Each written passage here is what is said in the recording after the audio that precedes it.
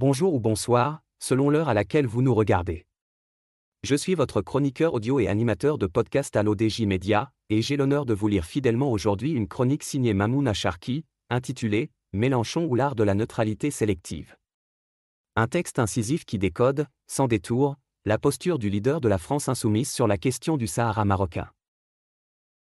Jean-Luc Mélenchon, le leader de la France insoumise, vient de surprendre tout le monde en prônant la neutralité de la France sur la question du Sahara marocain. Derrière cette prise de position, qui se veut subtile et équilibrée, se cache surtout un clientélisme politique bien rodé. Retour sur une posture qui illustre à merveille l'art de la démagogie à la française, entre calculs électoraux et nostalgie marocaine à géométrie variable. L'auteur affirme que cette posture neutre est en réalité une imposture très bien rodée. Il y a des postures politiques qui font rire jaune, celle de Jean-Luc Mélenchon sur le dossier du Sahara marocain en est une. Le chef de file de la France insoumise, ce tribun qui se drape sans cesse dans la toge du progressisme, vient de faire une pirouette dont lui seul a le secret. La France devrait, selon lui, rester neutre sur la question du Sahara. Tiens donc! Quand il s'agit de défendre les droits de tel ou tel peuple, Mélenchon n'a jamais la langue dans sa poche. Mais sur le Sahara, soudain, il découvre les vertus de la réserve diplomatique. À croire que la neutralité, chez LFI, c'est comme la laïcité, à géométrie variable, selon le vent électoral. Derrière cette posture se cache un clientélisme politique d'un classicisme affligeant. Mélenchon, enfant du Maroc, qui ne rate jamais une occasion de rappeler sa nostalgie pour Casablanca et les senteurs d'épices de son enfance, se réinvente soudain champion de la neutralité. Pourquoi ? Parce que, dans la France de 2025, chaque voix compte, surtout celle qui pourrait s'offusquer d'un soutien trop franc à la marocanité du Sahara.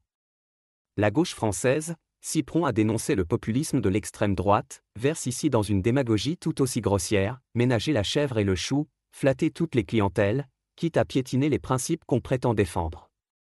L'auteur ajoute que cette stratégie du nini révèle une forme de cynisme politique difficile à masquer. On pourrait presque saluer la performance d'équilibriste, si elle n'était pas aussi cynique. Car enfin, qui Mélenchon pense-t-il tromper ? Les Marocains, qui connaissent mieux que quiconque la valeur de la fidélité et du courage politique ?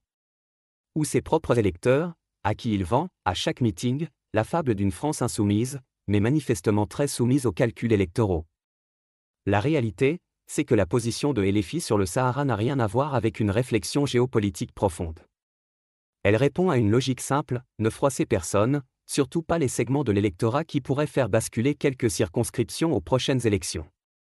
L'auteur souligne l'ironie d'un Mélenchon nostalgique du Maroc mais désengagé sur le Sahara.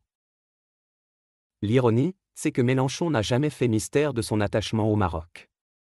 Il en parle avec une chaleur qui tranche avec la froideur de ses prises de position sur le Sahara. Mais quand il s'agit de passer de la nostalgie à l'action, de la mémoire à l'engagement, il s'évapore. Il se réfugie derrière des grands principes, brandit la neutralité comme un étendard, alors même qu'il sait pertinemment que cette « neutralité » n'est qu'un autre nom pour la lâcheté politique. Il y a chez lui ce vieux réflexe du politicien qui veut plaire à tout le monde, une déclaration pour les uns, un clin d'œil pour les autres, et au final, une position qui ne satisfait personne, mais qui a le mérite de ne pas fâcher les communautés. L'auteur poursuit en pointant du doigt l'hypocrisie plus large de la gauche française sur la cause du Sahara. La gauche française, qui aime tant donner des leçons de morale au monde entier, ferait bien de balayer devant sa porte. On l'a vu s'enflammer pour la Palestine, pour le Kurdistan, pour tous les peuples opprimés de la planète. Mais pour le Sahara, soudain, c'est silence radio. Comme si la cause marocaine était moins noble, moins digne, moins photogénique. Comme si, au fond, le Maroc n'était qu'un décor d'exotisme, bon pour les souvenirs de vacances et les récits de jeunesse, mais pas assez important pour mériter un vrai soutien politique. C'est là, sans doute, la plus grande hypocrisie de la gauche française, ce double discours permanent, cette capacité à s'indigner à la carte, selon le public, selon les quartiers, selon les modes. Mélenchon, en champion de la cause sélective, incarne à merveille cette dérive. Il dénonce le populisme des autres, mais pratique un populisme soft, enrobé de belles paroles et de postures pseudo-humanistes. Il critique le clientélisme à droite, mais en use et en abuse dès qu'il s'agit de grappiller quelques voix. L'auteur conclut par une analyse du double discours, incarné selon lui par Mélenchon lui-même. Les Marocains ne sont pas dupes. Ils savent lire entre les lignes, décrypter les non-dits. Il voit bien que derrière la neutralité affichée de LFI se cache une peur panique de déplaire, un refus de choisir, une absence totale de courage politique.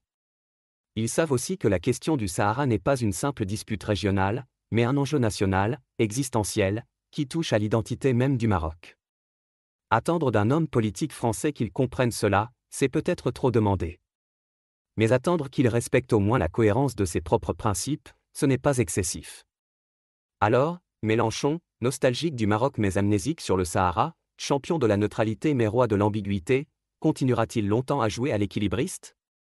Ou finira-t-il par comprendre que la politique, ce n'est pas un concours de contorsion, mais une question de fidélité et de courage ?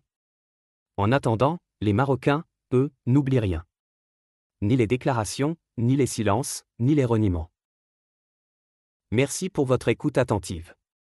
Vous venez d'entendre une chronique signée Mamouna Charki, intitulée « Mélenchon ou l'art de la neutralité sélective », lue dans le strict respect de ses mots, sans en changer une virgule.